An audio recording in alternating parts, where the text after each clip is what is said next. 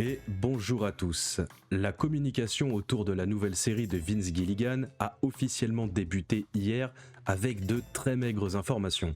Voici ce que j'ai pu récupérer de cette première vague promotionnelle. Le bonheur est contagieux. Cette phrase qui a été délivrée par le compte officiel de Apple TV+, il y a 4 jours, semble prendre tout son sens dans le premier teaser de la nouvelle série du père de Breaking Bad.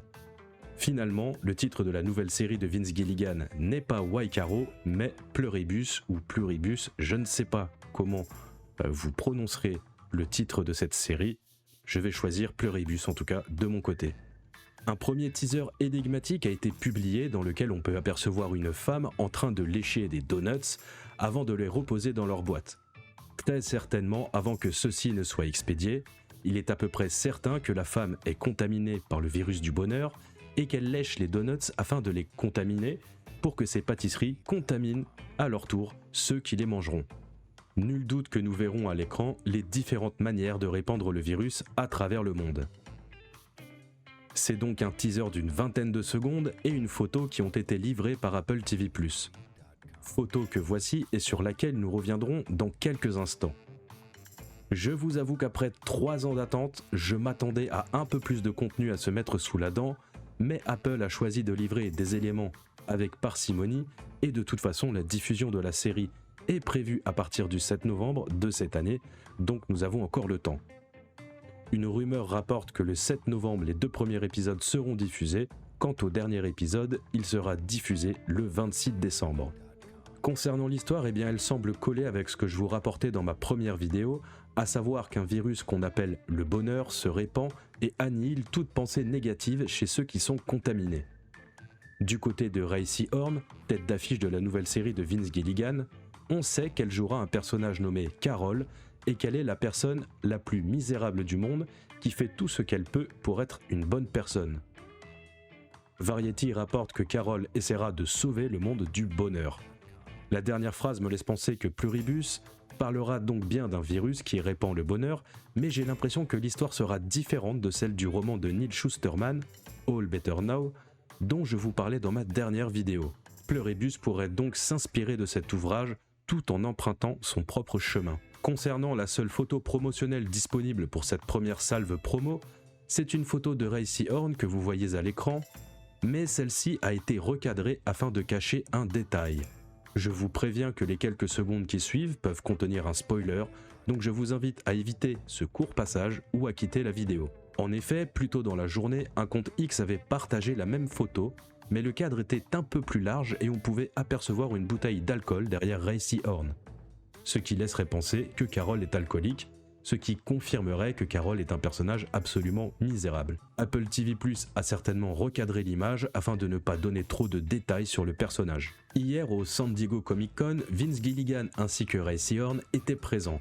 Ils ont distribué des donuts aux fans et ont accepté de prendre quelques photos. Ils répandent eux aussi le bonheur dans le cœur des fans avec la distribution de ces fameuses pâtisseries mises en avant dans le tout premier teaser, mais aussi par leur simple présence. D'ailleurs, ces beignets peuvent également rappeler Better Call Saul avec les pâtisseries de la chaîne de boulangerie Cinnabon.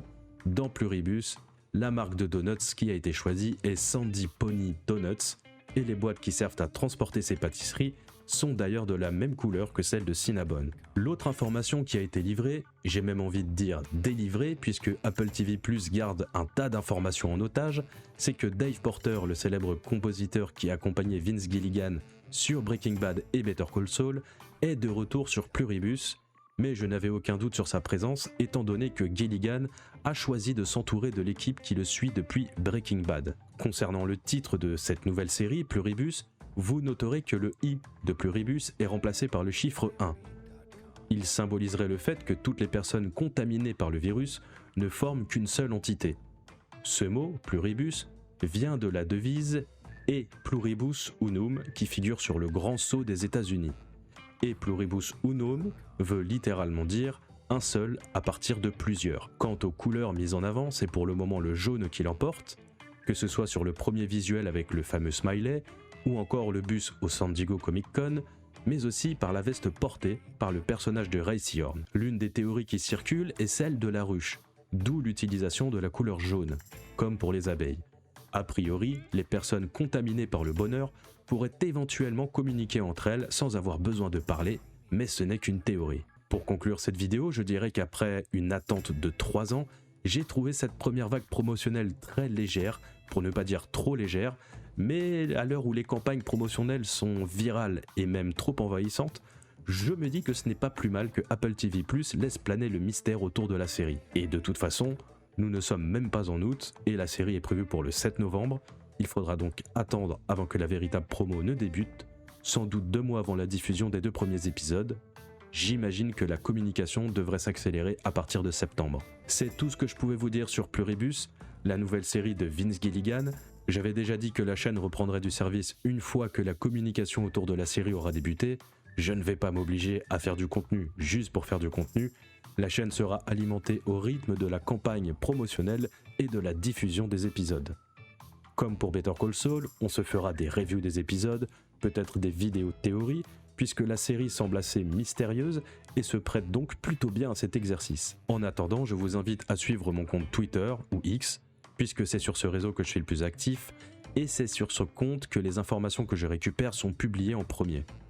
Sur ce, je vous dis à bientôt, prenez soin de vous, ne léchez pas de donuts avant de les distribuer, c'est dégueulasse. Ciao!